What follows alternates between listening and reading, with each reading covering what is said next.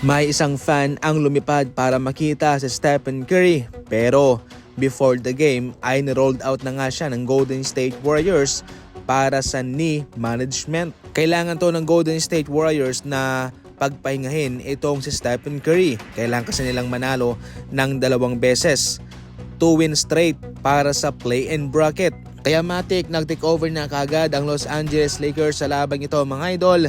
Nagdumi na itong si LeBron, 26 points, 11 assists, samantalang si Ayton 21 points, Laravia 16 points, Podziemski 17, si Basi 12 points, 13 rebounds. Mas kailangan ng Golden State Warriors si Stephen Curry sa kanilang laban sa play-in bracket mga idol. Ayaw po nilang isugal na ibabad ito sa laro.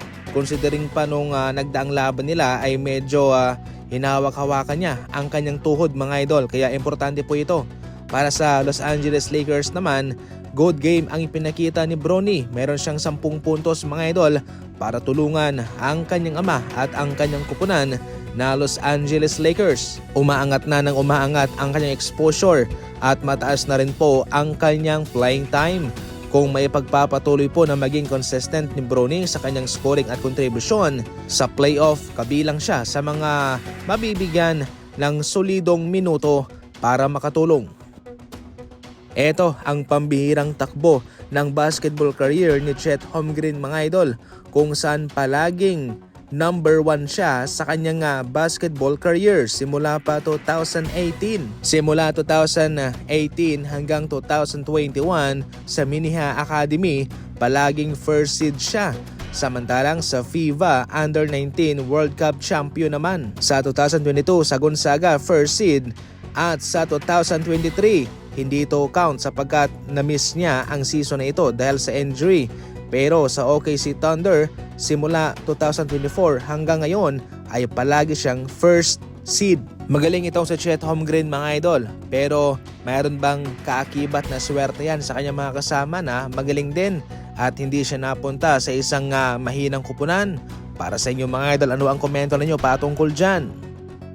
Masakit to para kay Klay Thompson na ganito ang sinapit ng kanyang career para sa Dallas Mavericks. Ito nga ay masama ang kanyang loob mga idol. Ang kanyang layunin kung bakit siya ay pumunta sa Dallas ay magkampiyon. Tulungan si Luka at si Kyrie Irving. Pero si Luka nasa Lakers na. Samantalang si Kyrie ay na-injured din. Samantalang si Anthony Davis ay na-trade naman.